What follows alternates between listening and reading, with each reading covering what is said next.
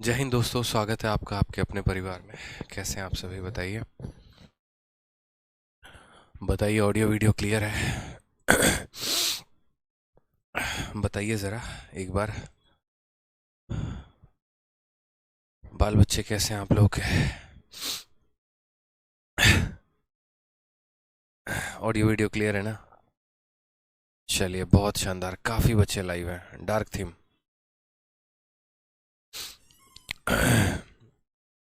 बताइए, all okay?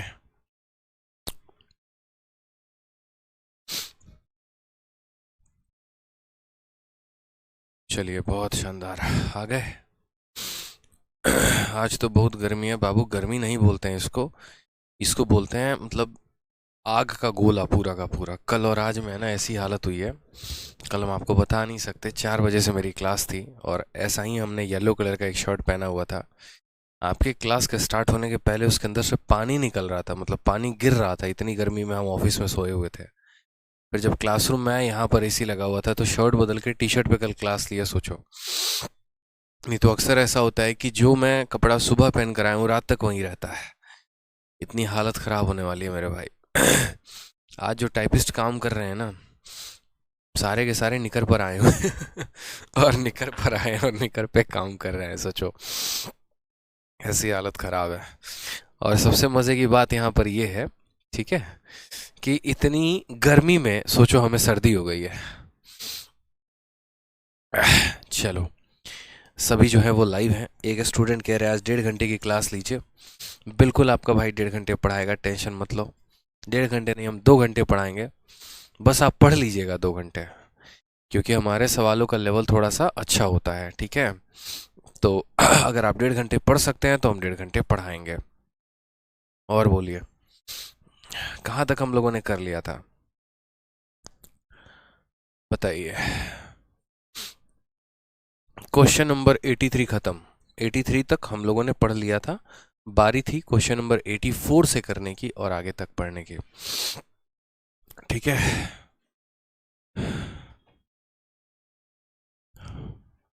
बहुत अच्छे।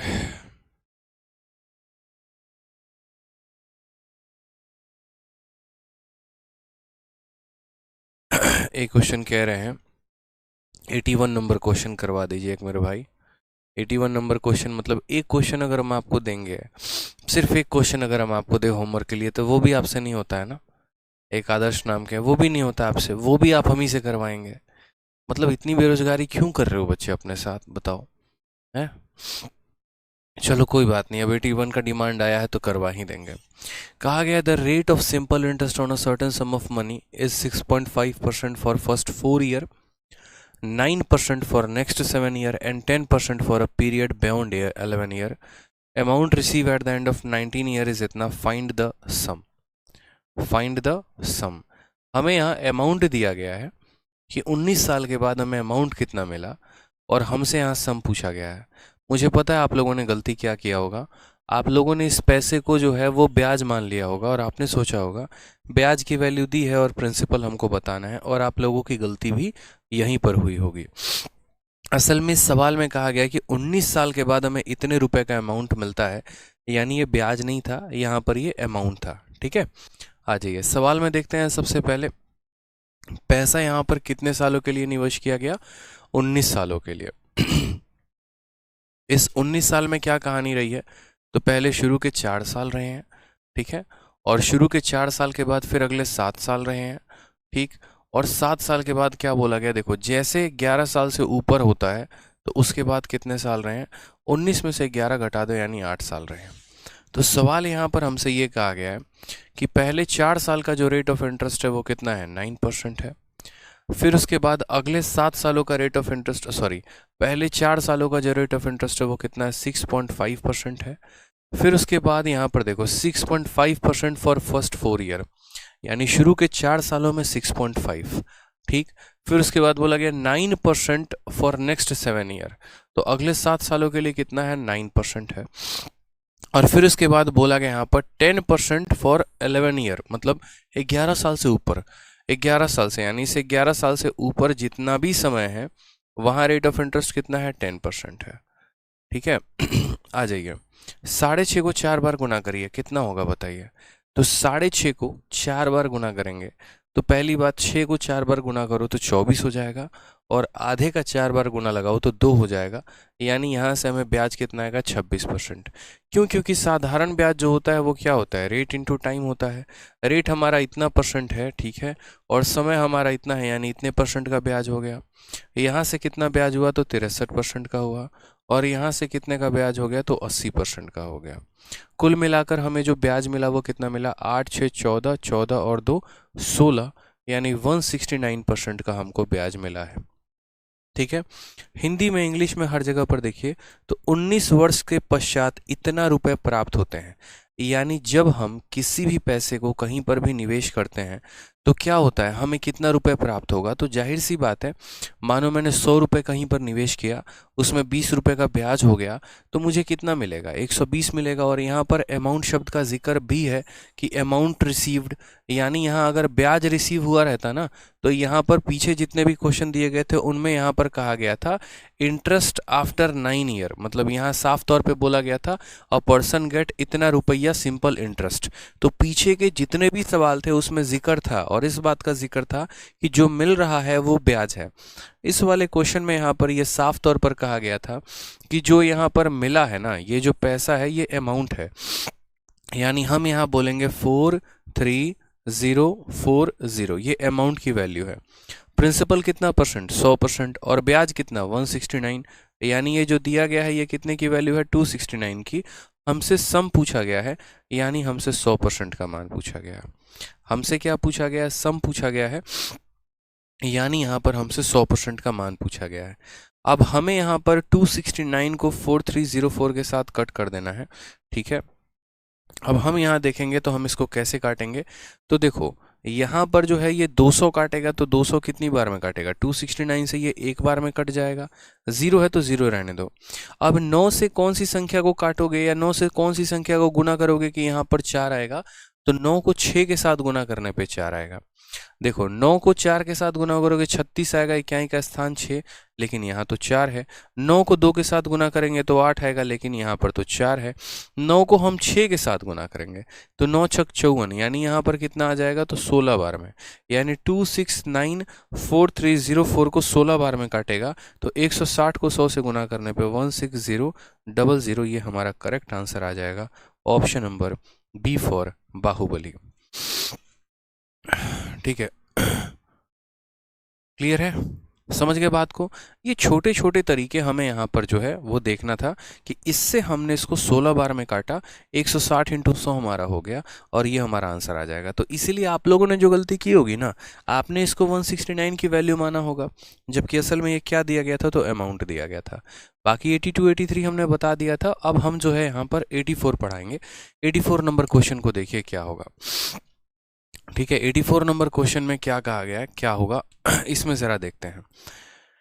अभिषेक शर्मा एडवांस की क्लास कब स्टार्ट होगी? बच्चे पहले जो पढ़ा रहे हैं वो पढ़ लो ना, कर देंगे एडवांस की क्लास स्टार्ट। कहाँ से इतना परेशान हो रहे हो, क्यों इतना परेशान हो रहे हो, बताओ, पढ़ लो। ठीक है, बेचैन हो, पहले जो पढ़ा रहे वो तो पढ़ो, ये भी नहीं पढ़ोगे, कसम खा लियो कि नहीं अरिथमेटिक पढ़वे नहीं करेंगे, एडवांस से पढ़ेंगे। आ जाओ यहाँ पे। एक स्टूडेंट पूछ रहे हैं सर 269 कहाँ से आया? देखिए ये हमारा अमाउंट का वैल्यू है, अमाउंट का मतलब मिश्रधन का वैल्यू है, और मिश्रधन बराबर क्या होता है, तो मूलधन प्लस ब्याज होता है।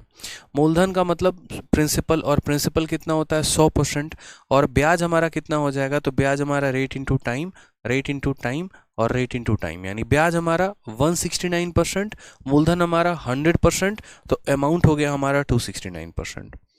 क्लियर है? आ जाइए क्वेश्चन नंबर 84 को देखिए। 84 में क्या बोला है, 84 नंबर सवाल में कहा गया है कि 10,000 रुपए को 3 अलग अलग स्कीम में इन्वेस्ट किया जाता है, ठीक है, जिसका रेट ऑफ इंटरेस्ट 4%, 6% और 10% है। 4,000 रुपए को यहाँ पर पहले वाले स्कीम में इन्वेस्ट किया जाता है, टोटल इंटरेस्ट 5 सालों के बाद हमें 2,800 रुपये मिलता है। तो बताओ यहाँ पर तीसरे वाले स्कीम में कितना रुपए इन्वेस्ट किया गया था? तीसरे वाले में कितना रुपए इन्वेस्ट किया गया था। सबसे पहले बात आप यहाँ पर समझिए, तो टोटल पैसा आपके पास कितना है, तो मान लीजिए टोटल पैसा आपके पास, मान लीजिए नहीं दिया गया है कि टोटल आपके पास 10,000 रुपये है। इस 10,000 को आपने 3 अलग अलग स्कीम में इन्वेस्ट किया है। 4,000 रुपये जो है वो पहला स्कीम में इन्वेस्ट हुआ है। 10,000 में से कितना रुपया इन्वेस्ट हुआ है, 4,000 रुपये पहले वाले स्कीम में इन्वेस्ट हुआ है। बाकी बच गए कितने, 6,000। उन 6,000 में से यहाँ बाकी 2 स्कीम में इन्वेस्ट किए गए होंगे। मान लो यहाँ पर यदि इस वाले स्कीम में अगर x इन्वेस्ट किया गया होगा तो इसमें कितना किया गया होगा, 6,000 माइनस x।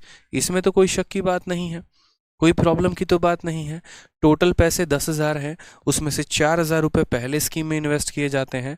ठीक है, अब उसके बाद कहानी क्या हो गई, तो उसके बाद यहाँ पर कहानी ये हो गई, ठीक, कि 10,000 में से 4,000 मैंने पहले में निवेश कर दिया, अब मेरे पास 6,000 रुपये बचे हैं। उस 6,000 में से x रुपये मैं इन्वेस्ट करूंगा दूसरे में, तो तीसरे में कितना करूंगा, 6,000 माइनस x। तो यहाँ पर हमें बोला गया है टोटल इंटरेस्ट। अब देखो, पहले वाले में मैंने इतना रुपये इन्वेस्ट किया, दूसरे में मैंने इतना रुपये इन्वेस्ट किया, तीसरे स्कीम में मैंने इतना रुपये इन्वेस्ट किया। ठीक है, और उसके बाद यहाँ पर जो है पहले वाले में कितने के रेट से, 4%, तो यानी इसमें रेट कितना है, 4%, दूसरे वाले में रेट 6% और तीसरे वाले में रेट 10%। ठीक है, सभी पैसों को मैंने कितने सालों के लिए निवेश किया, तो बच्चों 5 सालों के लिए निवेश किया, तो 5 ईयर 5 ईयर और यहाँ पर 5 ईयर। ठीक है, और फिर मुझे क्या मिला होगा, यहाँ से भी कुछ ब्याज मिला होगा, यहाँ से भी कुछ ब्याज मिला होगा और यहाँ से भी कुछ ब्याज मिला होगा। ये तीनों ब्याज इकट्ठा होकर कितना बना दिए, तो 2,800 रुपये का ब्याज हमको बना दिया। यानी असल में हमें पता है कि यहाँ जो कंसेप्ट लगाना है वो ये लगाना है, टोटल सिंपल इंटरेस्ट का। टोटल ब्याज बराबर पहले से जो ब्याज प्राप्त होगा, दूसरे से जो ब्याज प्राप्त होगा और तीसरे से जो ब्याज प्राप्त होगा। टोटल ब्याज हमें कितने का मिला है, तो 2,800 रुपये का। तो SI के जगह पे यहाँ कितना लिखेंगे, 2,800। SI1 का मतलब जानते हैं क्या होता है, SI1 का मतलब पहले वाले पैसे या पहले वाले स्कीम से कितने का ब्याज मिला। तो ब्याज बराबर SI बराबर क्या होता है, P into R into T upon 100। ठीक है, प्रिंसिपल कितना निवेश किया, तो बोलोगे सर 4,000 रुपये। रेट कितना है, तो 4% का, और समय कितना है, इंटू 5 और बट्टे में कितना, 100। दूसरा वाला SI2 कितना हो गया, तो दूसरे वाले का प्रिंसिपल x हो गया, रेट कितना हो गया, 6% हो गया, समय कितना हो गया, 5, बट्टे में कितना, 100। तीसरा वाला ब्याज यहाँ पर, तो तीसरा वाला प्रिंसिपल कितना, तो बोलोगे सर 6,000 माइनस x, रेट कितना, 10%, समय कितना, 5 साल और बट्टे में कितना, यहाँ पर 100। हमने लिख दिया ना यहाँ पे टोटल ब्याज बराबर SI1 plus SI2 plus SI3, और SI का formula P into R into T upon 100, बचपन से पढ़ाते चले आ रहे हैं आप लोगों को। आ जाइए यहाँ पर आप 2,800 रुपये लिख दीजिए, कोई परेशानी की बात नहीं है। 5/100 5/100 5/100 हर जगह से कॉमन, तो यहाँ पर 5/100 कॉमन ले लेते हैं। 4,000 का 4 गुना यहाँ बन जाएगा, यानी 16,000 हो जाएगा। 5/100 कॉमन लेंगे तो यहाँ पर 6x हो जाएगा, और 5/100 कॉमन लेंगे तो 10 इंटू 6,000 यानी हमारा हो जाएगा 60,000। ठीक है, और 10 इंटू एक्स कितना हो जाएगा, -10x हो जाएगा। आगे थोड़ा सा कट्टम कुटाई की आवश्यकता है, वो देख लेते हैं। 5 से काटेंगे तो 5 का 5 गुना 25, 5 का 6 गुना इतना, यानी इतना हो जाएगा। 560 को 100 के साथ गुना करते हैं, 56000, यानी ये हमारा कितना हो गया, 56,000। 56,000 बराबर 16,000 और यहाँ पर है 60,000, तो बोलोगे सर 76,000। ठीक है, -10x में +6 को जोड़ोगे तो हो जाएगा माइनस का 4x। 4x आपका इधर आ जाएगा, तो क्या बोलोगे, 76,000 में से 56,000 चला गया तो कितना आ जाएगा, तो 20,000 आ जाएगा। 4 से काटोगे फर्दर तो x की वैल्यू कितनी आ जाएगी, 5,000 आ जाएगी। सवाल में यहाँ बोला गया है तीसरे वाले स्कीम में कितना पैसा इन्वेस्ट किया। ठीक है, तो ये पहला स्कीम था, ये दूसरा स्कीम था, ये तीसरा स्कीम था। तो अगर हमें पर्टिकुलरली बोलेगा थर्ड स्कीम, तो थर्ड स्कीम में 6,000 माइनस x की वैल्यू 5,000 आई है, तो 6,000 में से 5,000 घटा दिया, यानी कितना आ गया, तो 1,000 रुपया आ गया। तो तीसरे वाले स्कीम में कितना रुपए इन्वेस्ट किया, तो 1,000 रुपये। जैसे मान लीजिए पहले वाले स्कीम में कितना किया, 4,000, दूसरे वाले में कितना किया, 5,000, और तीसरे वाले में कितना किया, 6,000 माइनस 5,000 यानी 1,000। ठीक है, आकाश ढोंडियाल कहते हैं, hello sir, I am new today, ये बैच बैंक के लिए इनफ है। देखो यार, जितने भी बच्चे हैं ना जितने भी बच्चे न्यू हैं सबसे पहले तो आप लोग जो है पहली वीडियो देखो, फिर उसके बाद यहाँ आगे की वीडियो देखना। आप लोग बीच में घुसोगे ना, कुछ भी फायदा नहीं होने वाला है। और इतना जान लीजिए कि आप यहाँ CHSL या MTS स्पेशल नहीं पढ़ रहे हैं, आप मैथ स्पेशल पढ़ रहे हैं, जो कि किसी भी एग्जाम के लिए सफिशिएंट है। ठीक है, तो ध्यान रखिए इस बात का।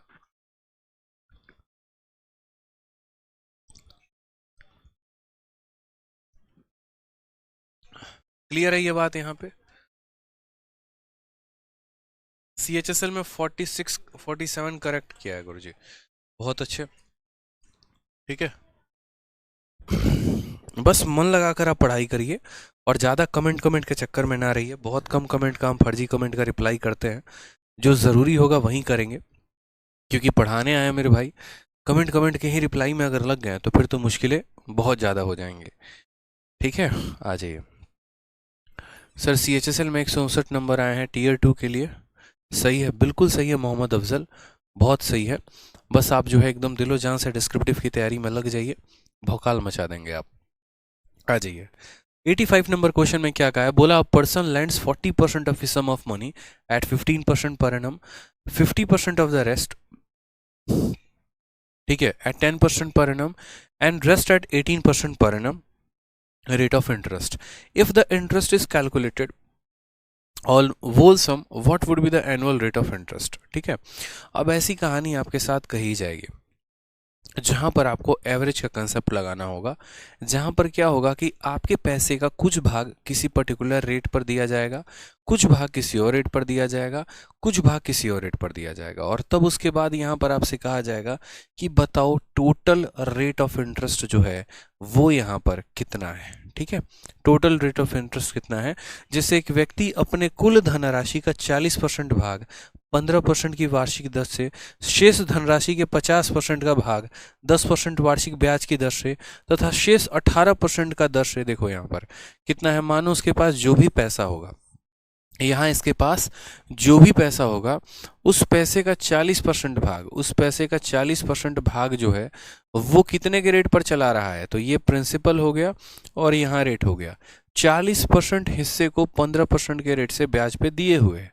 उसके बाद कहा गया है जो बच गया ना मेरे भाई, जो रेस्ट बच गया, यानी यहाँ जो रेस्ट हो गया ना, जो भी बच गया उस रेस्ट का 50%, उस रेस्ट का 50% कहा गया है 50% ऑफ रेस्ट, और उसको कितने के रेट पर दिया गया है, तो उसको यहाँ पर जो है वो 10% के रेस्ट पर दिया गया है।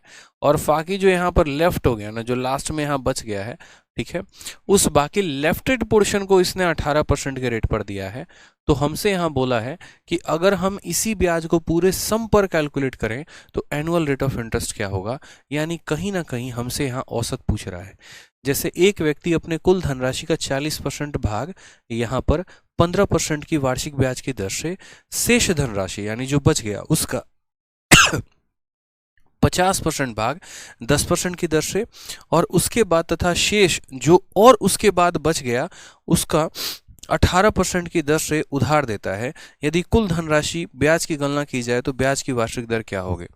और ऐसा सवाल होगा, जैसे मान लीजिए मैं कहूँ आपके पास कुछ पैसा है, उस पैसे के आधे भाग को आपने 10% पर दे दिया और बाकी भाग को आपने 20% पर दे दिया, तो कुल मिलाकर ब्याज कितना मिला है। पहले इस सवाल को करने के पहले हम आपको एक छोटा सा बात समझाते हैं। मान लीजिए आपके पास 6 रुपए हैं, ठीक है, और आप इस 6 रुपए को अपने 3 बेटे को देते हो। कितने बेटे को देते हो? 3 बेटे को, ठीक है। किस किस तरीके से? पहले वाले बेटे को 1 रुपए, दूसरे वाले बेटे को 2 रुपए, तीसरे वाले बेटे को 3 रुपए, ठीक है। और उसके बाद उनका रेट ऑफ इंटरेस्ट भी क्या होता है, तो रेट ऑफ इंटरेस्ट भी होता है, पहले वाले बेटे को आपने 3% के रेट पर दिया है, दूसरे वाले बेटे को आपने 2% के रेट पर दिया है, और तीसरे वाले बेटे को आपने 4% के रेट ऑफ इंटरेस्ट में दिया हुआ है। और मैं आपसे पूछूं यहाँ पर कि एवरेज रेट ऑफ इंटरेस्ट क्या है, या मैं आपसे पूछूं एनुअल रेट ऑफ इंटरेस्ट क्या है, तो आप कैसे बताओगे?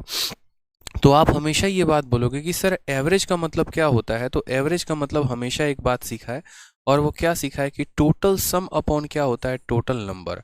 टोटल सम अपॉन क्या होता है, टोटल नंबर होता है, ठीक है। जैसे मैंने कहा नहीं था कि मानो यहाँ 3 बच्चे हैं, किसी के पास 5 रुपए हैं, किसी के पास 10 रुपए हैं, किसी के पास 15 रुपए हैं, तो मैंने क्या किया, सबसे पहले पैसा ले लिया, और सबसे पैसा ले लिया तो मेरे पास अब कितना हो गया, 5, 15 और 10 यानी 30 रुपए हो गए।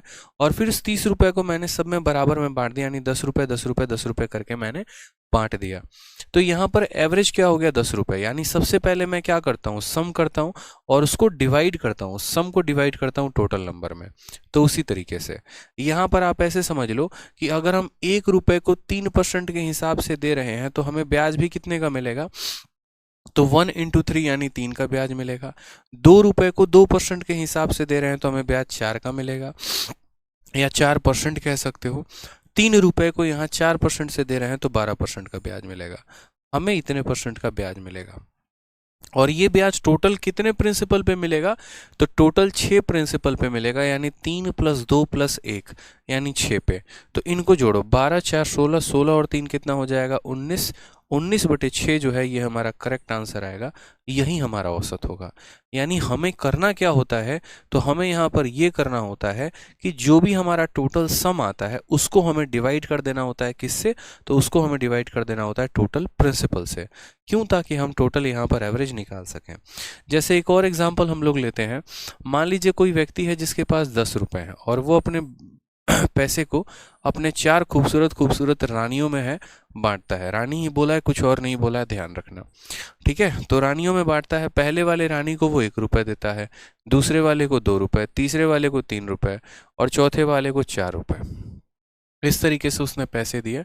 और ब्याज का दर क्या रहा, तो पहले वाले रानी को कहा कि तुम जो है इस पैसे को 5% के दर से चलाना, दूसरे वाले को कहा तुम इस पैसे को 3% के हिसाब से चलाना, तीसरे वाले को कहा 4% के हिसाब से चलाना, चौथे वाले को कहा 6% के हिसाब से चलाना। यानी औसतन औसतन जो यहाँ इनकी रानियों के पास पैसा है उसका औसतन ब्याज का दर कितना है, ऑन एन एवरेज ब्याज का दर कितना है। तो बोलोगे सर रेट निकालने के लिए क्या करते हैं, तो रेट निकालने के लिए यहाँ पर इनका सम लेते हैं। यानी 1 रुपए का 5% यानी 5% आप ऐसे जोड़ लो कि इस पर 5% मिलेगा। 2 पार्ट पर 3% यानी 3 × 2 6% हो जाएगा, 4 × 3 12 हो जाएगा और 6 × 4 24%। इतना हो जाएगा। समझ में आ रहा है बात यहाँ पे। और इस पूरे परसेंटेज को डिवाइड करना है कितने में, तो 10 में यहाँ पर, ठीक है। 24 और 6 30, 30 और 12 यहाँ कितना हो जाएगा 42, 42 और 5 हो जाएगा 47। तो 47 को आप 10 के साथ भाग करोगे 47/10, यानी बोलोगे सर 4.7% ये हमारा करेक्ट आंसर आएगा। यानी औसतन अगर हम बात करें तो हर रानी के पास 4.7% के दर से पैसा मौजूद है, 4.7%, ठीक है, 4.7%। आ जाइए, तो सेम क्वेश्चन यहाँ हमें कहा गया है। अब यहाँ पर बात करते हैं। तो जैसे मानो कि सबसे पहले तो हमें यहाँ पर इस सवाल में आपने देखा कि एवरेज निकालने के लिए हमें यहाँ पर क्या करना पड़ा था, तो एवरेज निकालने के लिए सबसे पहले तो हमें ये पता करना ज़रूरी था कि ये जो प्रिंसिपल्स है ना इनकी वैल्यू क्या है या इनका यहाँ पर रेशियो क्या है। वो प्रिंसिपल पता हो जाता है तो उसके बाद हम एवरेज निकाल लेते हैं। अब एग्जामिनर गेम भी यही करता है कि वो प्रिंसिपल आपको गायब कर देगा और ये प्रिंसिपल के संबंध ऐसा कर देगा ना, जैसे मानो इसमें ऐसा भी बोला जा सकता था सारा खेल और सारा भाषा का परिवर्तन कहाँ पर होता है, प्रिंसिपल में। ऐसा कह देता है कि पहली वाली रानी का 2 गुना पैसा दूसरे वाले के पास है, पहली वाली रानी का 3 गुना पैसा तीसरे के पास है, पहली वाली रानी का 4 गुना पैसा चौथे के पास है, पहली वाली रानी इतने पे देती है, इतने पे ये देती है, इतने पे ये देती है और इतने पे ये ब्याज को देती हैं। तो बताओ यहाँ पर टोटल रेट ऑफ इंटरेस्ट कितना हो जाएगा। इसी सवाल में इस प्रिंसिपल को यहाँ कैसे परिवर्तित किया जा सकता है, तो यहाँ पर ये कहा जाएगा कि जो पहली वाली रानी के पास इसका 1/10 भाग है, कितना है 1/10 भाग है। फिर उसके बाद यहाँ पर दूसरी वाली रानी के पास यहाँ पर इसका 2/10 भाग है और फिर उसके बाद यहाँ जो बच गया उसका कुछ % इसके पास है, कुछ % ऐसे कह के सवाल में परिवर्तन आपको देगा। तो आपको करना क्या है, आपको यहाँ पर ये करना है कि आपको उसमें जो है सारे के सारे प्रिंसिपल निकालने हैं, सारे के सारे यहाँ पर रेशियो निकालने हैं और तब सवाल को सॉल्व करना है। तो हमने यहाँ पर कहा कि हम प्रिंसिपल पहले लिखते हैं और फिर उसके नीचे क्या लिखेंगे, रेट लिखेंगे। जो भी पैसा है उसका 40%, तो पता है आप यहाँ क्या मान लो, आप यहाँ टोटल पैसे को ही 100 मान लो कि टोटल पैसा हमारे पास कितना है 100। तो 100 का 40% कितना हो जाएगा, तो बोलोगे 40 रुपया। और इस 40 रुपये को कितने के रेट से दे रहे हो, तो 15% से। अब यहाँ पर एक शब्द है कि जो रेस्ट बच गया ना उसका 50%, जो भी बच गया उसका 50%। सोचो 100 में आपने 40 खर्च कर दिए, 100 में आपने 40 खर्च कर दिया, कितना बच गया? 60।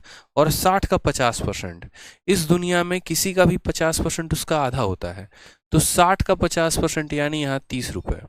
और उस 30 रुपये को कितने के रेट से देना है? 10% के रेट से देना है। 100 रुपये में 40 भी चला गया और यहाँ 30 भी चले, 40 और 30 70 चले गए, कितना बच गया? लेफ्ट कितना बच गया? तो बोलोगे सर 30। और इस 30 रुपये को कितने के रेट से देना है? 18% के रेट से। बस अब यहाँ औसत निकाल लो।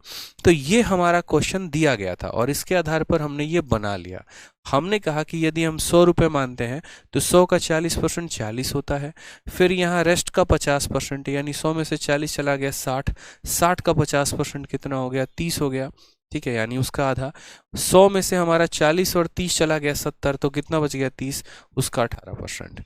अब आपको एक और हम मजे की बात बता देते हैं।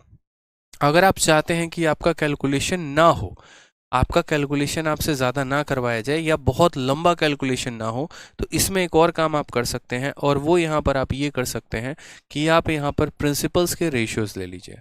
0 0 0 आप इनका रेशियो ले लीजिए, कोई फ़र्क नहीं पड़ता है। मतलब 100 रुपये के जगह पर हमने एक तरीके से 10 रुपये मान लिया, इससे कोई फ़र्क नहीं पड़ेगा। कोई बच्चा 100 मान ले, कोई 10 मान ले, कोई 20 मान ले, कोई 50 मान ले, एवरेज निकाल रहे हैं और इसमें एवरेज पर कोई फ़र्क नहीं पड़ने वाला है। असल में जो ये रेशियो होते हैं 4 3 और 3, ये रेशियो हमें चाहिए होते हैं, ओरिजिनल वैल्यू नहीं चाहिए होती। तो यानी फाइनल हम यहाँ पर क्या निकाल रहे हैं? तो एवरेज रेट निकाल रहे हैं। एवरेज का मतलब क्या होता है? Total sum divided by number. Sum कैसे निकालेंगे? तो 15 को 4 के साथ गुना करोगे तो 60 आ जाएगा, 10 को 3 के साथ गुना करोगे तो 30 आ जाएगा, और 18 को 3 के साथ गुना करोगे तो 54 आ जाएगा। और इसको भाग करोगे, 4 3 7 और 3 10 के साथ, 60 30 90 90 50 144, 144 को 10 के साथ भाग करो तो बोलोगे sir 14.4% is the correct answer. 14.4% option number C is the correct answer. ठीक है, समझ गए? आसानी से समझ में आया? बोलिए। ज़्यादा सवाल करवाना इम्पोर्टेंट नहीं होता है, ठीक है, ज़्यादा देर पढ़ाना भी इम्पोर्टेंट नहीं होता है। इम्पोर्टेंट यहाँ पर ये होता है कि जितने सवाल करवाए और जितना देर पढ़ाया, क्या उसको आप समझ पाए या नहीं समझ पाए, ये बड़ा महत्वपूर्ण है। एक बच्चा कोचिंग 2 साल से ले रहा है, अलग अलग टीचर से ले चुका है, कई सारे किताबों को भी पढ़ चुका है, फिर भी उसको मैथ के नाम पे कुछ नहीं आता। और एक बच्चा सिर्फ हमारा चैंपियन से यहाँ पर बैच लेकर और यहाँ से जो है 1 महीने में भौकाल मचा रहा है। बताओ, 1 महीने में सिंपल इंटरेस्ट के सवालों को हवा में उड़ा रहा है, 1 महीने में वो जो है यहाँ पर परसेंटेज के क्वेश्चन को हवा में उड़ा रहा है। तो वो 2 साल वाला बेहतर है या ये 1 महीना वाला स्टूडेंट बेहतर है? खुद सोचो। 1 महीने के अंदर सीजीएल के पूछे गए सारे प्री और मेंस के क्वेश्चंस को आप हवा में उड़ा के फेंक रहे हो, तो रियल चैंपियन तो आप हो। फिर समझ में आ रही है बात यहाँ पे? तो उन 200 वालों की, 2 साल वालों की तो ऐसे भी छुट्टी कर दी आप लोगों ने। ठीक है, जब आप सोचो, जब आपका 1 साल का पूरा तैयारी हो जाएगा तो आप कहाँ रहोगे? फिर कहाँ रहोगे मार्केट में और कहाँ तक आगे बढ़ चुके होगे? आकाश ढोंडियाल, देखो मेरे भाई, बात ऐसी है, जो भी कमेंट होगा ना आपका, जो भी इंक्वायरी होगा, इंक्वायरी नंबर पर बात कर लेना, इसके बाद कमेंट मत करना यहाँ पे, ठीक है? बस इतना बोलूँगा, पढ़ लो और पढ़ाने दो, बेहतर है। नहीं पढ़ना चाहते तो चले जाओ क्लास से। आ जाओ, क्वेश्चन नंबर 86 देखो क्या बोला गया है। एक व्यक्ति है जो इन्वेस्ट करता है 5/12 of total principal at 9% per annum, ठीक है, 2/9 part at 11% per annum and remaining part at 16% per annum simple interest. Total interest 1 year में कितना हो जाएगा? तो 38,790। हमसे कहा गया है टोटल इन्वेस्टमेंट कितना था, मतलब हम पैसा लगाए कितना थे, ये हमसे यहाँ पर कहा गया है। ठीक है, कोई बात नहीं, बड़े आसान तरीके से हम इस सवाल को समझ सकते हैं। क्या बोला गया है यहाँ पे सवाल में? हमसे यहाँ पर ये कहा गया, a person invested 5/12 part of the total principal at 9% per annum, 2/9 part at यहाँ 11% per annum and remaining part at 16% per annum. ठीक है, अब हम यहाँ पर यूँ समझ लेते हैं कि हमारे पास एक ऐसा प्रिंसिपल है और इस प्रिंसिपल के कई सारे पार्ट हैं और हर पार्ट को कुछ ना कुछ के रेट पर ब्याज में दिया गया है। ठीक है, जैसे हम समझते हैं कि 5/12 भाग, 5/12 भाग को कितने के रेट पर दिया गया है? तो 9% के रेट पर दिया गया है। उसके बाद यहाँ पर देखेंगे तो 2/9 पार्ट को यहाँ पर जो है वो 11% के भाग पर दिया गया है, और जो यहाँ रिमेनिंग आ गया ना, जो यहाँ पर रिमेनिंग आ गया उसको 16% के भाग पर दिया गया है। और यहाँ से यहाँ से और यहाँ से तीनों से जो हमें ब्याज मिला है, जो हमें एसआई मिला है, वो हमें 38,790 रुपए का ब्याज मिला है। और हमसे क्या पूछा है, ये प्रिंसिपल, वो पैसा जिसके तुमने 3 टुकड़े किए, जिसको तुमने यहाँ पर जो है ठीक है ब्याज पर चलाया, ये हमें यहाँ पूछा गया है। ठीक है, समझ में आ रहा है बात? यहाँ पे ये हमसे पूछा गया है कि ये हमारा जो है वैल्यू क्या है। अब यहाँ पर देखिए, तो हमने कहा कि असल में यहाँ पर हमें एक ऐसा पैसा मानना होगा जिसका हम 5/12 भाग कर सकें, एक ऐसा पैसा मानना होगा जिसका हम 2/9 भाग कर सकें, और एक ऐसा पैसा मानना होगा जिसका हम रिमेनिंग भी निकाल सकें। यानी जनरली क्या होता है कि आपको यहाँ पर एक ऐसा प्रिंसिपल खुद से मानना पड़ता है जो 12 से भी कट जाए और 9 से भी कट जाए। समझ रहे मेरी बात को आप? जो 12 से भी कट जाए और 9 से भी कट जाए। तो 12 से भी कट जाए और 9 से भी कट जाए, ऐसा कौन सा प्रिंसिपल है? तो ऐसा अगर हम बात करें यहाँ पर, तो यानी एक ऐसी संख्या जो 12 से कटे और 9 से कटे, यानी वो इनका एलसीएम। तो 12 और 9 का एलसीएम कितना हो जाएगा? तो बोलोगे सर 36। कितना हो जाएगा? 36। आप अपने हिसाब से ले लो, 12 का और 9 का एलसीएम कितना ले लिया? 36। ठीक, यानी अगर हम टोटल प्रिंसिपल को मानते हैं तो हमारे पास टोटल पैसा कितना है? 36 रुपए है। इस 36 रुपए को हम यहाँ 3 भागों में इन्वेस्ट करते हैं। इस 36 के 5/12 भाग को पहले में इन्वेस्ट करते हैं। तो 36 का 5/12, समझना मेरी बात को। 36 का कितना? तो 36 का बोलोगे सर 36 का 5/12, किसका? 36 का। तो यहाँ पर 12 इसको 3 बार में काटेगा और 3 × 5 कितना हो जाएगा? यानी 15 रुपए। ठीक है, फिर इस 36 का 2/9, 36 का यहाँ पर कितना हो जाएगा बच्चों? तो 36 का यहाँ पर जो है वो 2/9, कितना? 2/9। 9 से आप इसको काटोगे 4 बार में, 4 × 2 कितना हो जाएगा? 8 रुपए। ठीक, और उसके बाद यहाँ पर कितना हो जाएगा? तो बोलोगे सर 36 में से 15 और 8 23 चला गया, तो कितना बच गया? 13 रुपए। ठीक, तो यहाँ पर एक तरीका था मानने का, हमने यहाँ 36 माना। कोई स्टूडेंट यहाँ 72 भी मान सकता है, कोई इसको 360 भी मान सकता है, कोई इसको 3600 भी मान सकता है। किसी के हाथ पांव में यहाँ बेड़ियां नहीं लगी हुई हैं।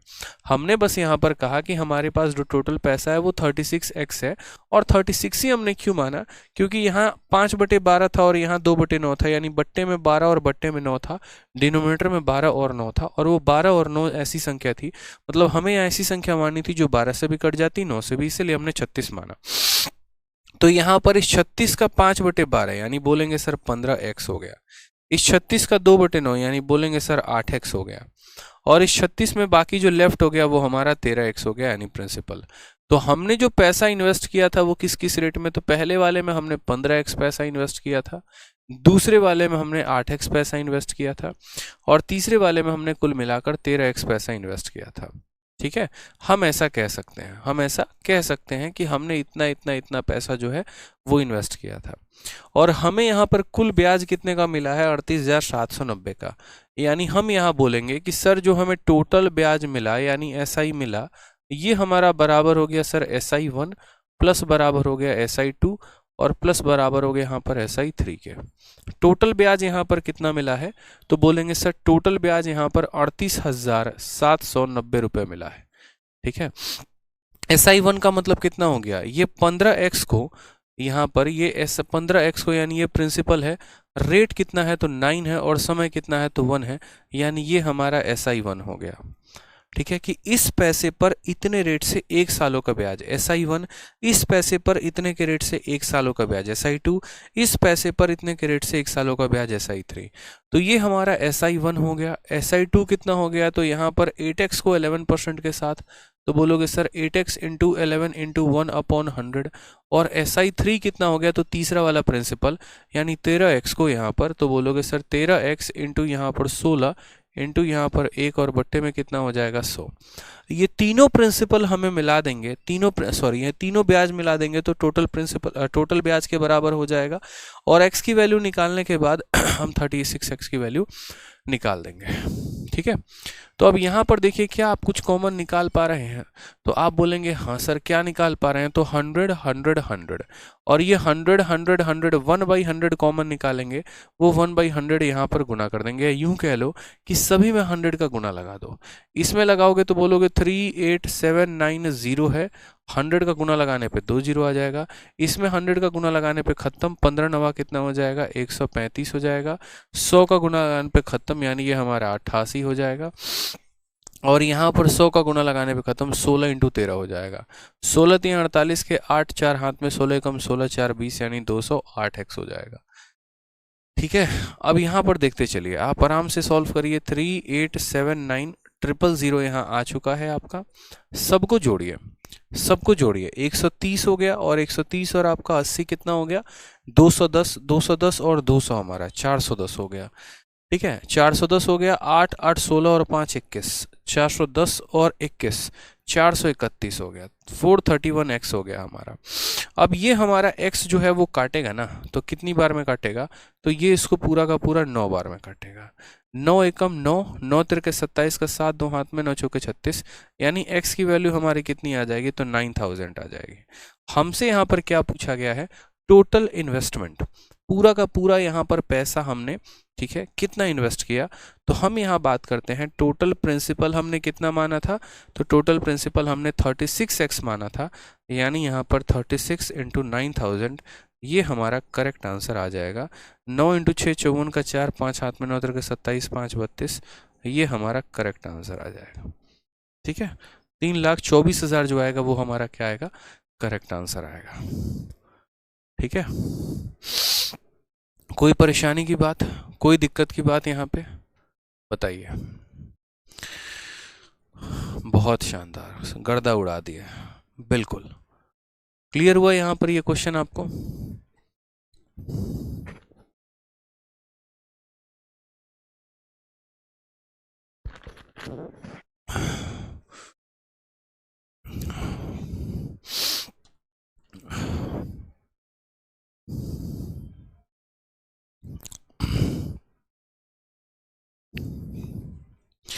एक बच्चा पूछता है कि शॉर्ट से कैसे करेंगे। शॉर्ट से भी कर सकते हैं, एवरेज का कंसेप्ट लगाकर करना चाहेंगे बताइए। एवरेज का कंसेप्ट लगाकर आप इसको कर सकते हैं, बताइए।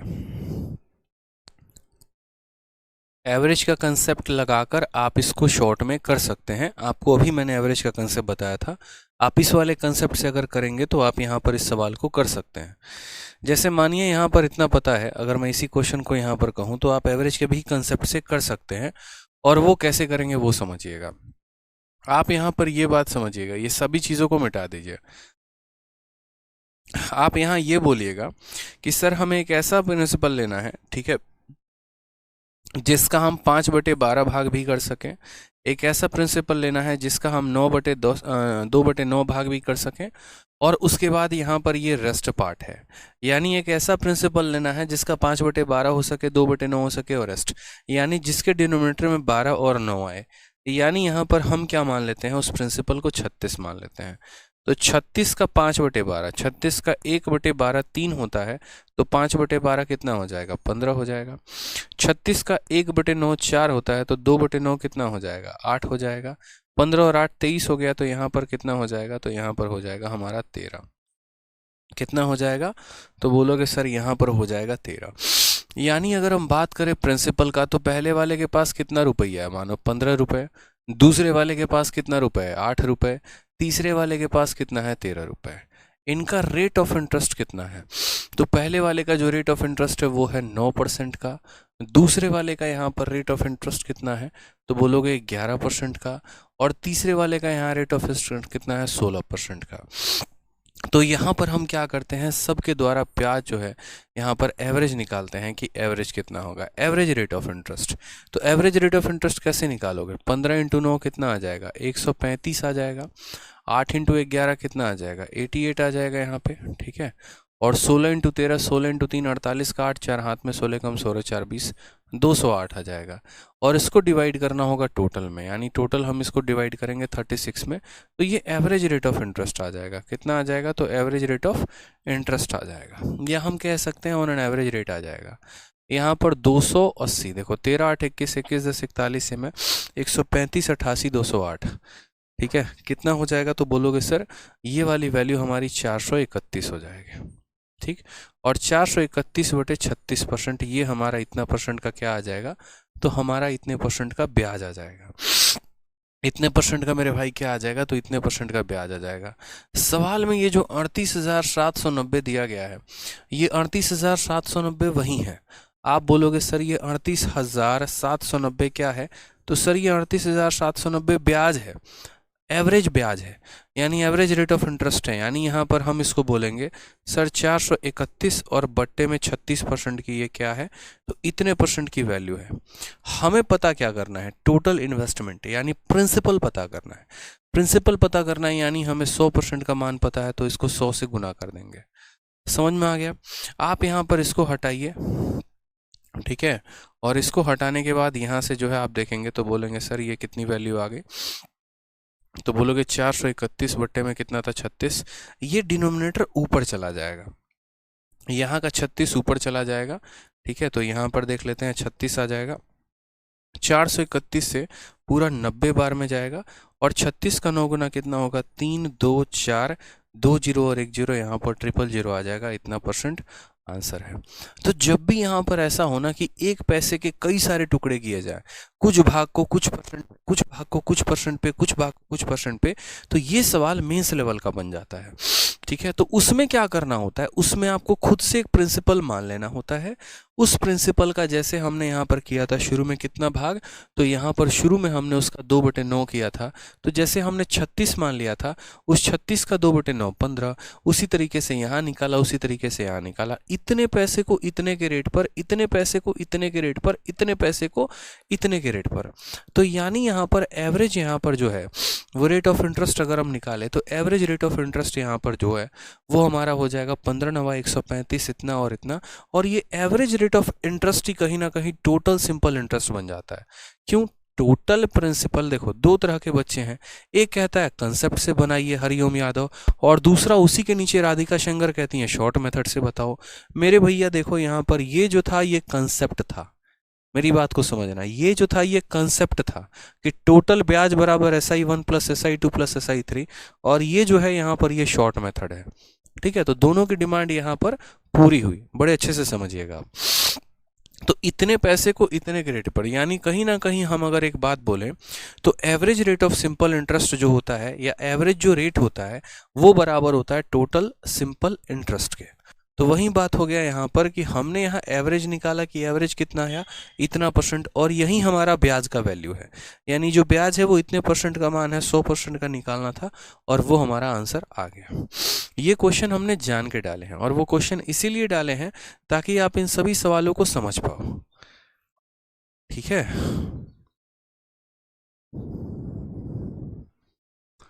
आप इनको सीखो, आप इनको जानो, ये बहुत फायदेमंद है, ठीक। चलिए आ जाइए नेक्स्ट क्वेश्चन। यहाँ पर देखिए नेक्स्ट क्वेश्चन यहाँ 87 नंबर सेम कंसेप्ट पर है, और सेम बोला गया है कि सुदीप जो है यहाँ 1/8 भाग, क्या बोला गया देखिए, सुदीप ने एक निश्चित राशि का 1/8 भाग 5% वार्षिक दर पर, ठीक है, 2 वर्षों के लिए निवेश किया है। रेट ऑफ इंटरेस्ट कितना है 5%, समय कितना है 2 साल, और प्रिंसिपल कितना है 1/8 ऑफ टोटल सम, ठीक है। और उसी धनराशि का 3/5 भाग 6% वार्षिक ब्याज पर 2 वर्षों के लिए निवेश किया है। शेष धनराशि को 10% वार्षिक दर पर 2 वर्षों के लिए निवेश किया। यदि प्राप्त होने वाला कुल ब्याज इतना है तो निवेश की गई कुल धनराशि कितनी होगी।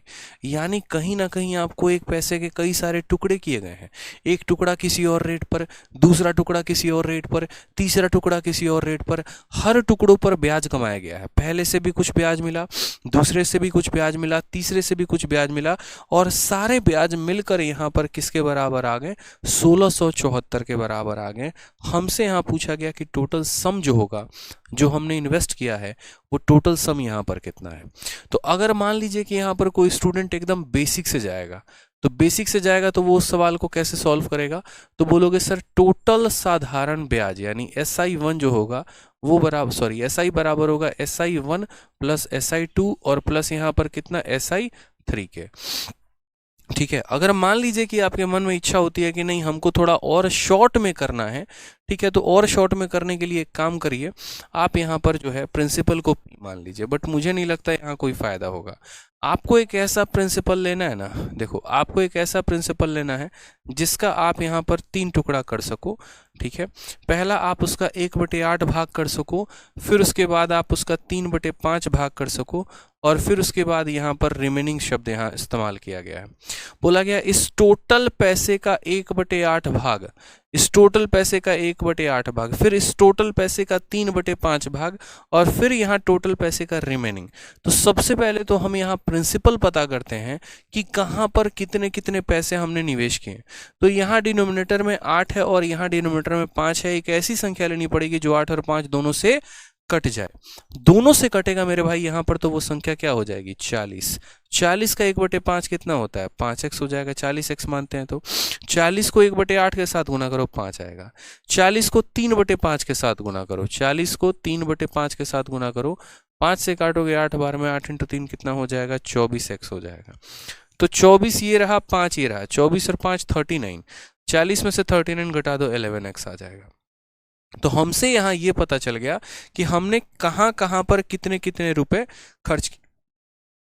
पहले वाले में यदि हमारे पास टोटल इन्वेस्टमेंट 40x का है, यदि हमारे पास टोटल इन्वेस्टमेंट 40x का है, तो हमने 5x रुपीज़ पहले वाले में इन्वेस्ट किया, 24x दूसरे वाले में किया, और 11x तीसरे वाले में किया। ठीक है, ये हमें इंपॉर्टेंट था जानना। टोटल ब्याज हमें कितना मिला है 1674, तो यहाँ लिखेंगे 1674। SI1 का मतलब क्या होता है P × R × T। पहले वाले में कितना पैसा इन्वेस्ट किया, तो 5x इन्वेस्ट किया था, ठीक है, यानी 1/8 ऑफ सर्टेन सम। सर्टेन सम का मतलब 40 का 1/8 यानी 5x। कितने के रेट पर किया था 5%, और कितने समय के लिए 2 सालों के लिए। तो ब्याज बराबर P × R × T। P हमारा कितना हो गया 5, रेट हमारा हो गया R, और समय हो गया हमारा T, और बट्टे में हो गया 100। दूसरे वाले पे बात करते हैं। दूसरे में हमने कितने की इन्वेस्टमेंट डाली है, तो 24 की डाली है। रेट हमारा कितना हो गया मेरे भाई, तो 6 हो गया, और समय हमारा कितना हो गया, तो 2 हो गया, यानी हमारा इतना हो जाएगा। तीसरे वाले में हमने कितने की इन्वेस्टमेंट डाली है 11 की, और उसमें रेट ऑफ इंटरेस्ट यहाँ पर कितना है, तो उसमें रेट ऑफ इंटरेस्ट 10% है, और समय हमारा कितना है, तो 2 है, तो यहाँ पर इतना × 2/100, ये हमारा टोटल इंटरेस्ट आ जाएगा। मैं आपको ये कंसेप्ट पता है क्यों सिखा रहा हूँ, क्योंकि मुझे पता है कि एग्जाम में एग्जामिनर इसकी लंका लगा के देगा आपको। वो इस सवाल को इतना टफ कर देगा ना कि अगर जिस बच्चे के पास कंसेप्ट नहीं है वो हवाई हो जाएगा। यहाँ मैं आपको क्यों तब से समझा रहा हूँ कि एक ऐसी संख्या लेनी है जो 8 और 5 से कटे।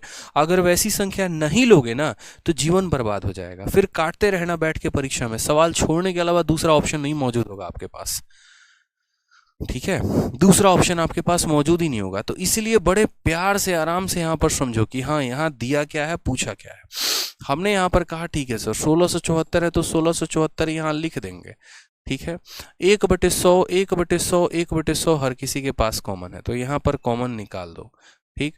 5 × 5 25, 25 × 2 50, यानी यहाँ पर आ जाएगा 50x, ठीक है। यहाँ पर 6 × 2 12, और 12 को यहाँ पर गुना करोगे तो 24 के साथ कितना आएगा 288 आएगा।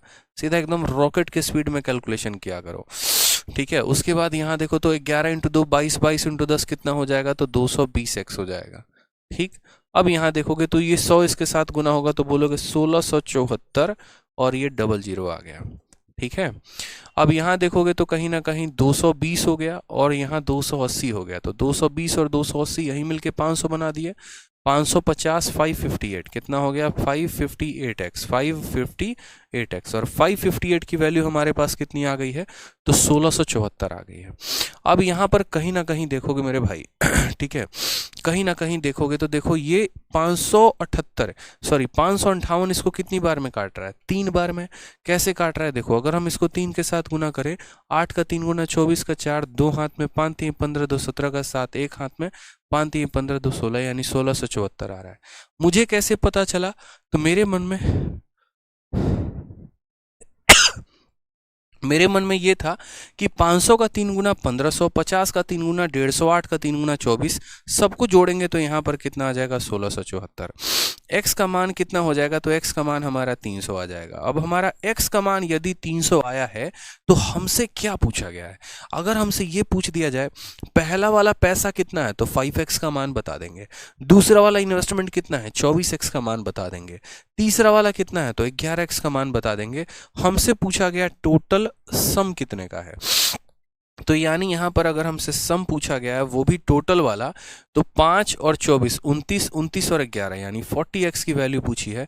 तो 40 इंटू एक्स की वैल्यू यानी 40 इंटू 300, 4 इंटू 3 12,000 हमारा करेक्ट आंसर आएगा। ये हमारा option number C Champakali is the correct answer हो जाएगा। ठीक है, ठीक है।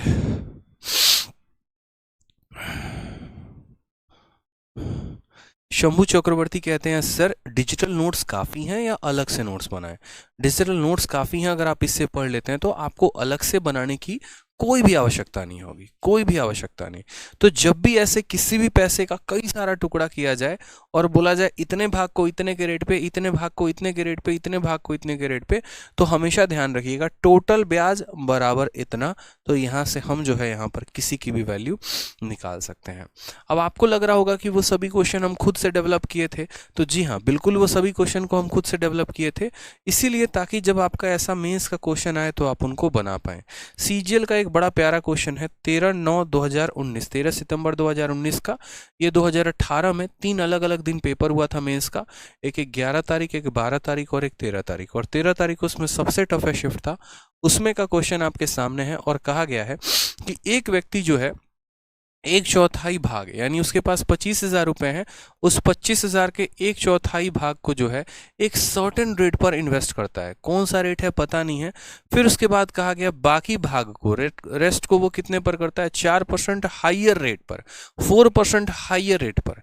टोटल इंटरेस्ट 2 सालों में उसको इतना रुपए मिलता है। तो बोला गया बताओ what is the rate at which second some was invested. ठीक है, समझ में आ गया बात। यहाँ पे ये हमसे पूछा गया। मयंक कहते हैं यहाँ पर कि सर एवरेज निकालने में लास्ट से 2 से डिवाइड करना पड़ेगा। कहाँ पर 2 से डिवाइड करना पड़ेगा मयंक जी? हमने यहाँ पर 1/100 कॉमन लिया है, 2/100 कॉमन नहीं लिया था। अगर हम यहाँ 2/100 कॉमन लेते ना तो फिर हम यहाँ पर 2 से डिवाइड करते हैं। हमने सिर्फ 1/100 कॉमन लिया मयंक जी, 2 को हमने रहने दिया, गलती से हमसे छूट गया, कोई बात नहीं, तो हमने छोड़ दिया अंदर, तो वो सब में गुना हो गया था। ठीक है, समझ में आ गया बात। यहाँ पे सिर्फ हमने 1/100 कॉमन लिया था। आ जाइए नेक्स्ट, देखिए यहाँ पे काफ़ी अच्छा सवाल। अब इस सवाल को पहले हम यहाँ पर छोटा सा एक फोटो बनाकर समझाएंगे कि असल में किसी व्यक्ति के पास, हिंदी में भी वही बात लिखी गई है, हम समझा देते हैं कि आपके पास 25,000 रुपये हैं। एक व्यक्ति ने 25,000 रुपये की 1/4 राशि, यानी यहाँ पर इसके 2 भाग किए गए हैं, एक भाग 1/4 पर दिया गया है और दूसरा भाग इसके 3/4 को दिया गया है। यानी 25,000 का 1/4 भाग किया गया है और 25,000 का 3/4 भाग किया गया है। ठीक है, और कहा गया है कि एक व्यक्ति ने 25,000 की 1/4 राशि साधारण ब्याज की किसी निश्चित दर पर दी। मानो यहाँ पर इस पैसे को उसने R% के लिए दिया, तथा शेष राशि यानी यहाँ जो बच गया, मतलब इसी पैसे का 3/4 भाग, इसका 1/4 को R% पर दिया, और फिर जो बच गया यानी इसका 3/4 भाग उसको इसने कितने पर दिया, तो शेष राशि को 4% प्रति वर्ष उच्च दर से निवेश किया, यानी इससे 4% ज्यादा पर, यानी R+4% पर उसने निवेश किया। तो पहले इसके 1/4 भाग को R% पर किया, फिर जो बच गया यानी इसका 3/4 भाग, अब जैसे मैं आपका 1/4 खर्चा कर दूं तो बचेगा कितना, 3/4। मैं आपका 1/3 खर्च कर दूं तो कितना बचेगा, 2/3। मैं आपका 1/5 भाग खर्च कर दूं तो कितना बचेगा, 4/5 भाग ही तो बचेगा। तो बस वही बात है कि इसी पैसे का 3/4 भाग यानी R+4% से हमने यहाँ इन्वेस्ट किया है। ठीक है, और टोटल इंटरेस्ट 2 सालों का, यानी यहां से भी जो ब्याज मिला और यहां से भी जो ब्याज मिला, दोनों का ब्याज मिलाकर कितना हो गया, तो 4,125 हो गया। ठीक है, दोनों का ब्याज मिलाकर कितना हो गया, 4,125 हो गया। तो बोला गया what is the rate at which second some was invested, तो दूसरा वाला पैसा किस रेट से इन्वेस्ट हुआ है यहां पर ये बता दीजिए। ठीक है,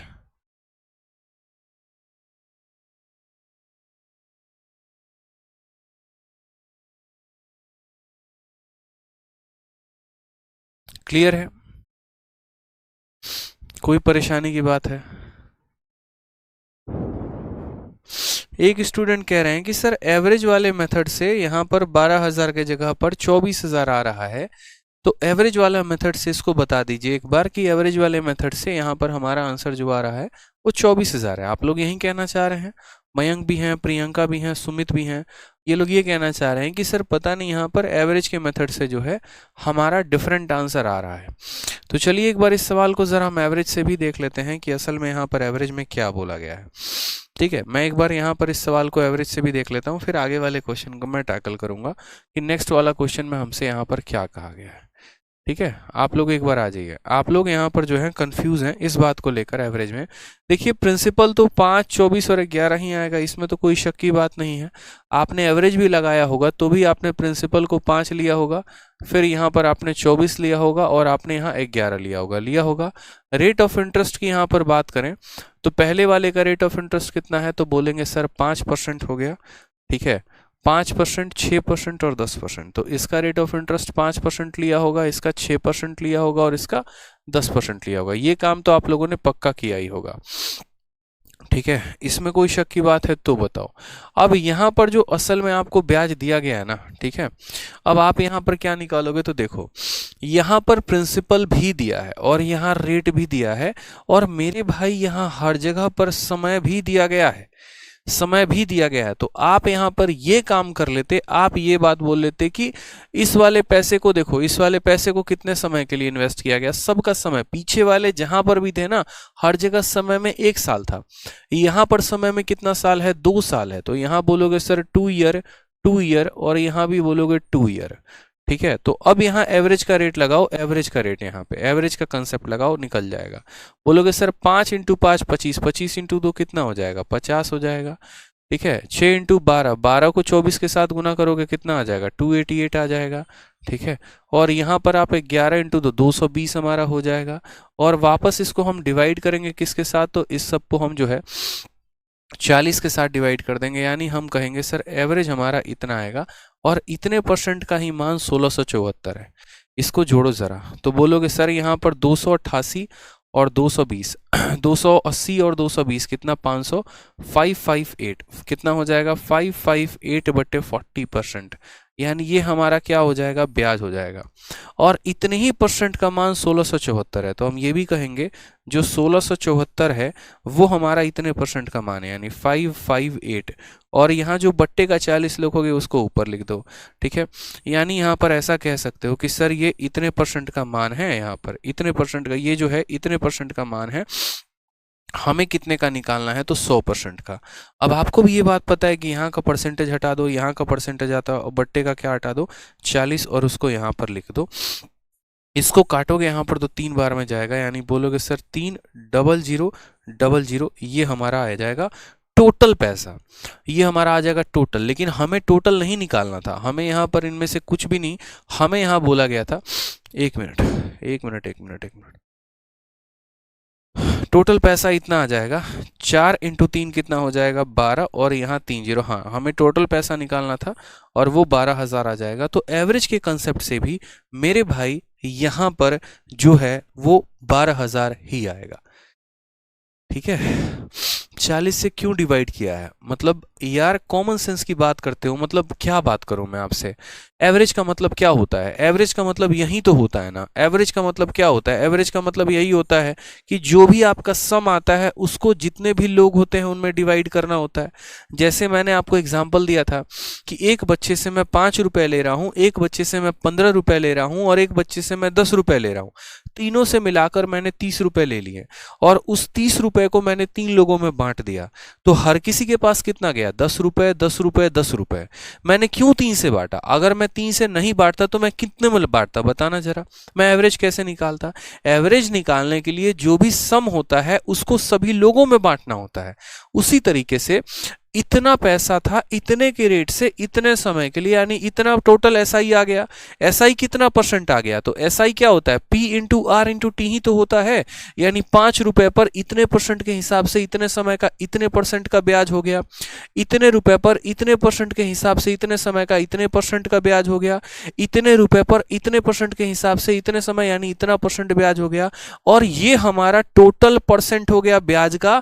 हम उसको डिवाइड कर देते हैं टोटल प्रिंसिपल के साथ ताकि एवरेज निकाल दें, एवरेज निकाल दें। तो ये टोटल था, इसको 5, 24 और 11, 40 से भाग कर दिया ताकि औसतन हम यहां पता कर सकें कि कितना है। अगर आपको यहां पर जो है ठीक है, समझ में आ गया बात यहाँ पे, तो ये हमारा इतने परसेंट का ब्याज है, इतने परसेंट का मान दिया था, 100% का निकालना था। दोनों मेथड है यार, आप लोग बेकार में कंफ्यूज हो रहे हो। आपको ये नहीं लगाना ना तो आप ये लगाओ ना, इससे बेहतर तो कोई मेथड ही नहीं है। बेशक बेसिक हो, बेशक थोड़ा कैलकुलेटिव हो, बेशक 2 स्टेप लंबा हो, लेकिन इतना है कि समझने में भी आसान है और किसी भी तरह का भाषा में कोई भी परिवर्तन होगा तो इससे बनाया जा सकता है। कल के दिन 4, 5, 6, 7, 8, 10 पैसे भी दे दिए जाएं तो भी यहाँ टोटल एसआई के कंसेप्ट से आप उसको बना सकते हैं। समझ गए बात को यहाँ पे, ठीक है। बहुत बार है ना शॉर्ट के चक्कर में नहीं रहना होता है। मैं शॉर्ट ट्रिक्स पे कम बिलीव करता हूं, मैं ऑनेस्टली बताऊं, मैं कंसेप्ट पे ज्यादा बिलीव करता हूं, ठीक है। नेक्स्ट क्वेश्चन आपके सामने यहां पर है कि आपके पास यहां 25,000 रुपए है, उसके 1/4 भाग को R% पर दिया है और बाकी जो रेस्ट हो गए उसको आपने 4% ज्यादा पर दिया है। टोटल पैसा 4,125 आया है। अब मैं अगर यहां पर बात करूं तो देखो दोनों तरीके से आप इसको कर सकते हैं। अगर आप इसको मेथड से करना चाहें तो मेथड से भी कर सकते हैं, एलिगेशन लगाना चाहें तो एलिगेशन से भी कर सकते हैं, इसमें कोई फर्क नहीं पड़ता। जैसे अगर मानो यहां पर हम सबसे पहले बात करते हैं मेथड को लेकर, तो मेथड से हम इसको कैसे सॉल्व करेंगे, फिर उसके बाद एलिगेशन से चाहेंगे तो एलिगेशन से भी कर सकते हैं, फिर उसके बाद और भी कई सारे मेथड है जिनसे हम कर सकते हैं। तो सबसे पहले हम यहां बोलेंगे कि सर टोटल ब्याज बराबर क्या होगा, तो टोटल ब्याज बराबर SI1 प्लस यहां पर SI2 हो जाएगा। टोटल ब्याज हमें कितने का मिला है, तो बोलोगे 4,125 का, तो यहां पर हम लिख देते हैं। पहला वाला प्रिंसिपल कितना है, तो पहला देखो ब्याज का मतलब क्या होता है, P into R into T, यानी 25,000 का 1/4, तो लिख दो यहां पर 25,000, ठीक है। टोटल प्रिंसिपल कितना है 4,125। यहां पर पहला वाला कितना है, तो बोलोगे सर 25,000 का 1/4, मत काटना है, ऐसे ही रहने देना। ये हमारा प्रिंसिपल हो गया। रेट कितना हो गया, तो R%, और समय कितना हो गया यहां पर, तो total interest receive for 2 year, समय कितना हो गया, तो बोलोगे सर 2 साल, यानी P into R into T, और बट्टे में कितना करेंगे 100, तो यहाँ 100 लेते आओ। ये 4 तो नीचे आ जाएगा ऑटोमेटिक। दूसरा वाला कितना हो गया, तो यहाँ जो ये 25,000 बच गया है, इसका 1/4 भाग इसके पास है, तो इसका 3/4 भाग इसके पास होगा। किस रेट से होगा मुझे ये बताना, तो कहा गया है कि उससे 4% ज्यादा के रेट पर होगा। पीछे वाले से कितना, 4% ज्यादा के रेट पर होगा। तो यहां पर देखो पीछे वाले से 4% ज्यादा, यानी अगर R पर है तो इससे 4% ज्यादा, यानी R+4 पर होगा। समय कितना हो जाएगा 2 साल, और बट्टे में कितना करेंगे मेरे भाई, तो बट्टे में यहाँ 100 कर देंगे। ये सभी चीजों को हटाओ, ये सभी चीजें समझाने के लिए थी। टोटल ब्याज बराबर P into R into T upon 100, P into R into T upon 100। Solve करो 4,125। यहां मैंने जानकर है ना 25,000 से नहीं काटा था, क्योंकि मुझे पता है काफी चीजें कॉमन आनी है। 25,000 इसके पास भी है, इसके पास भी है, 25,000 को कॉमन ले लो, ठीक है। नीचे यहां पर देखोगे तो 400, और इसके पास भी नीचे 400, तो 400 को भी कॉमन ले लो, ठीक है।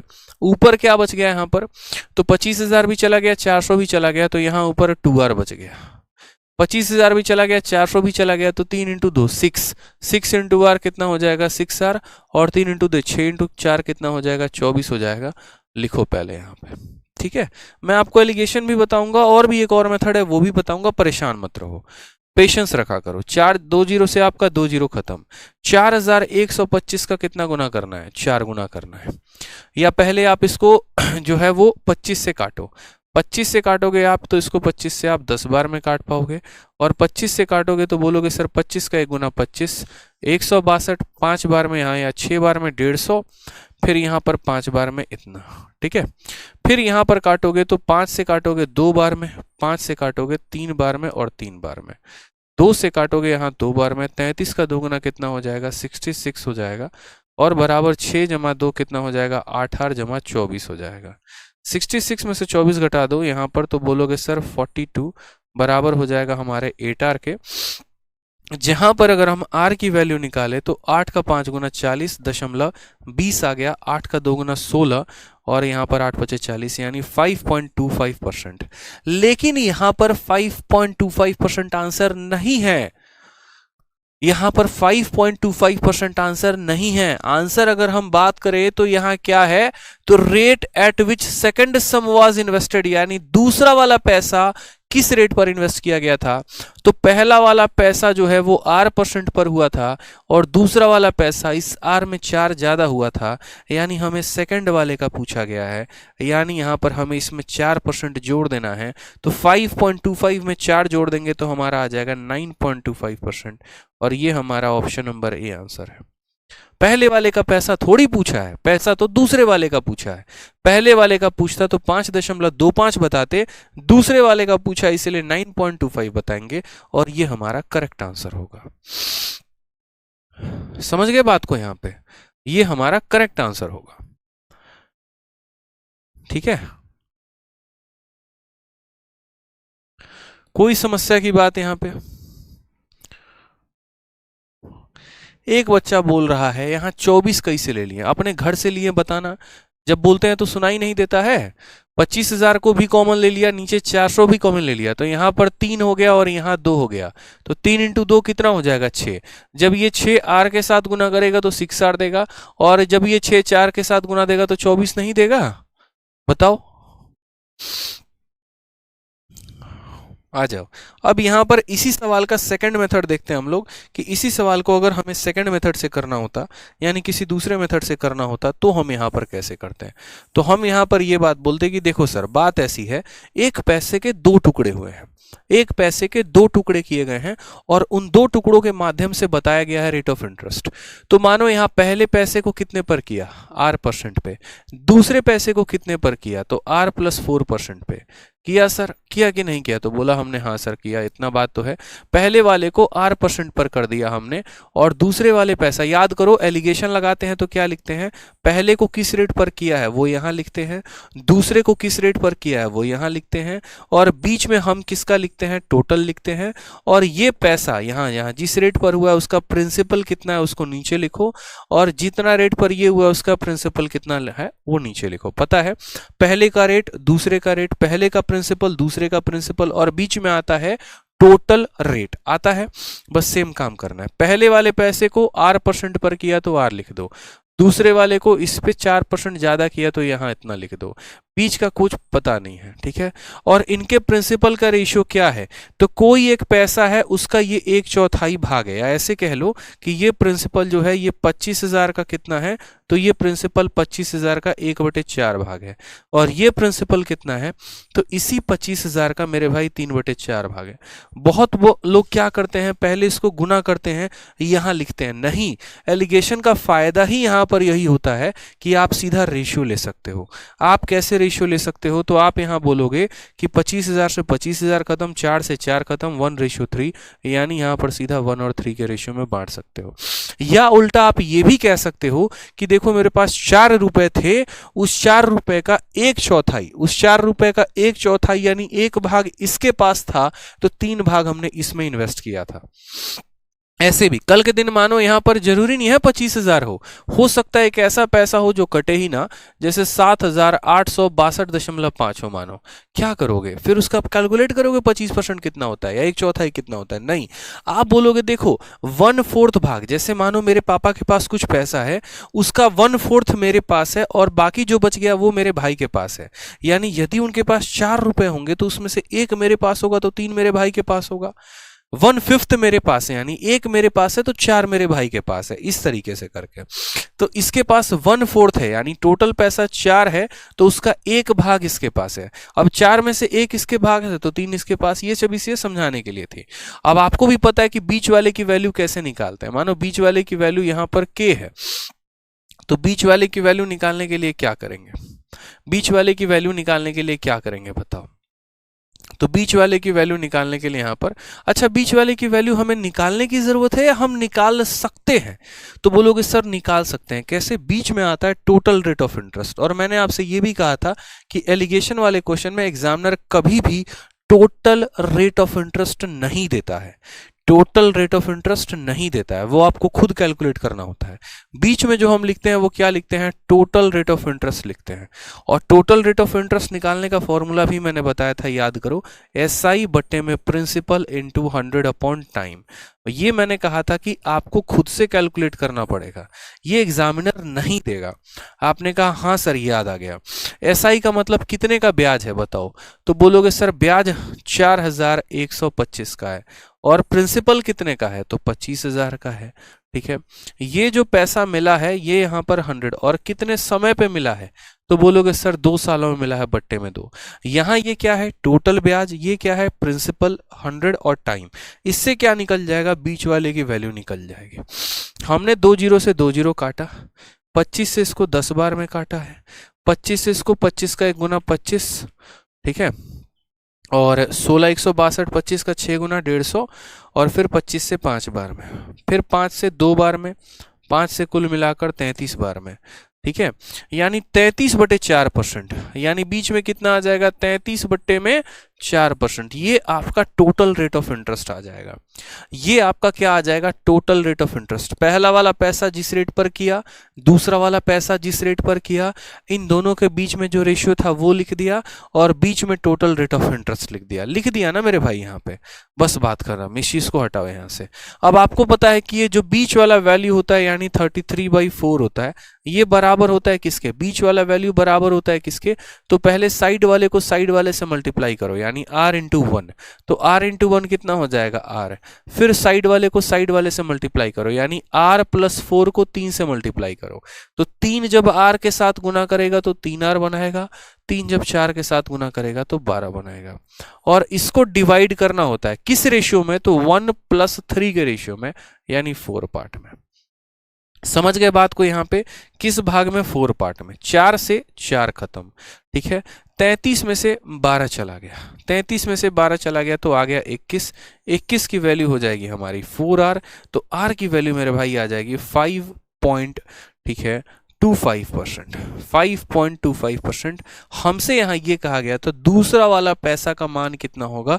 r का मान अगर 5.25% है तो r प्लस 4 का मान 952% होगा। ऑप्शन नंबर बी जो आएगा वो करेक्ट आंसर। यहाँ मैंने ऑप्शन नंबर ए टिक कर दिया होगा, कोई बात नहीं, ठीक है। ऑप्शन नंबर बी जो है वो करेक्ट आंसर है, 9.25 है आंसर हमारा। तो समझ गए इस बात को? दोनों मेथड से आप इसको कर सकते हैं।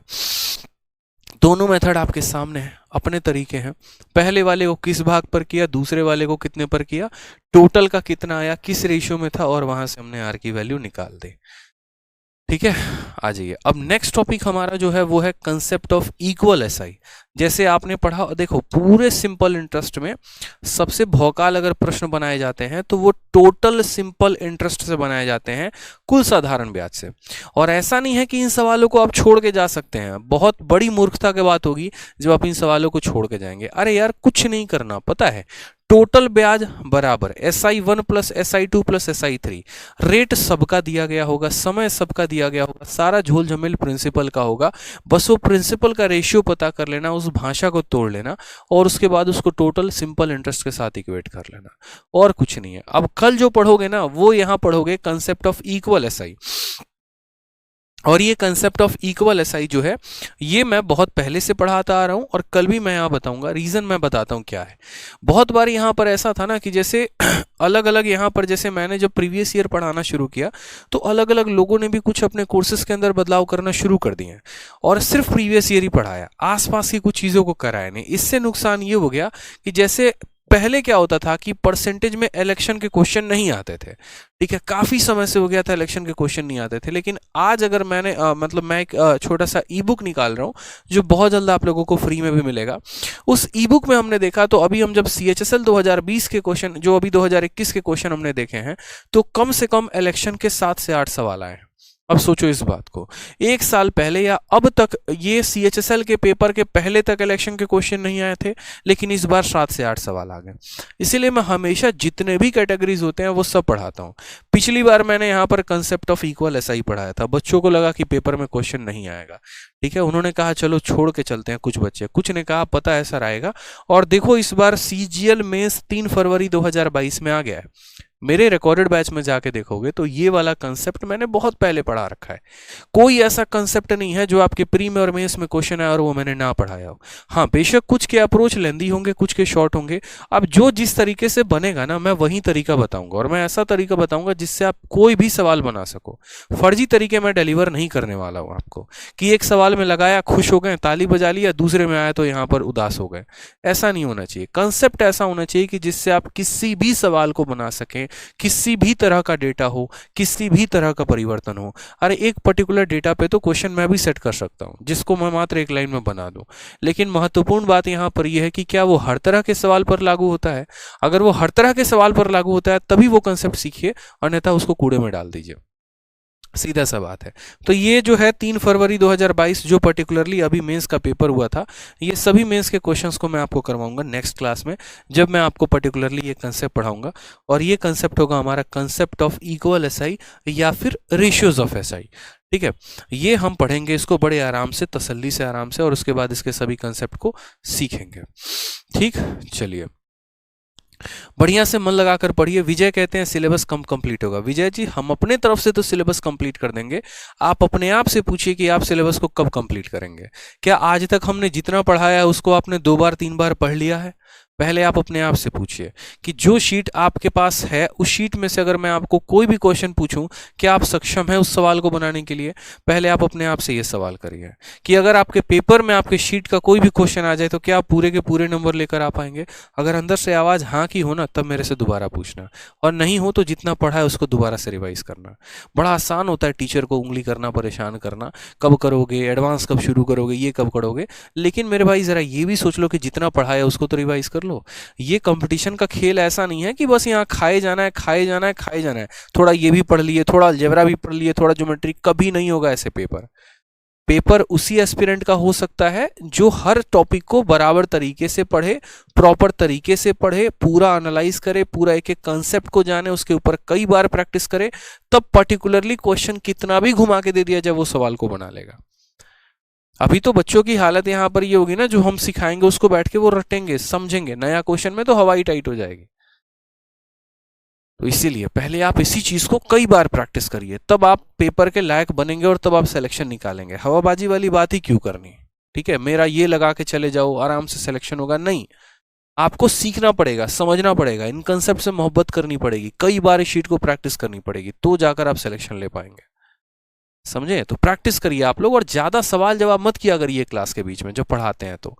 ठीक है, आपके सवालों का जवाब यहाँ देने नहीं आए हैं कि हाँ आपका हम डाउट सॉल्व कर रहे हैं बैठ के, और डाउट भी पढ़ाई का डाउट नहीं है, एडवांस कब से होगा, ये कब से होगा। नालायक, जितना पढ़ा रहे हो तो पढ़ लो पहले तुम, बाकी चीजें बाद में बतिया लेना। ये हाई लेवल के क्वेश्चन है, ये क्या जरूरी नहीं है, ये नंबर लेके नहीं आएंगे। रोज एक ही बात समझाते हैं।